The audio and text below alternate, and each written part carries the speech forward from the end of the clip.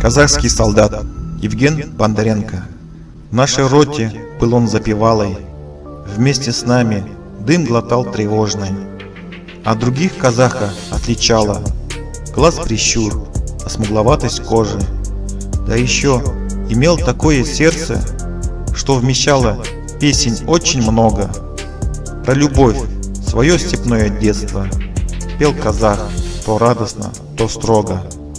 Сквозь сражение дым мы шли к победе, и как гром гремела наша поступь.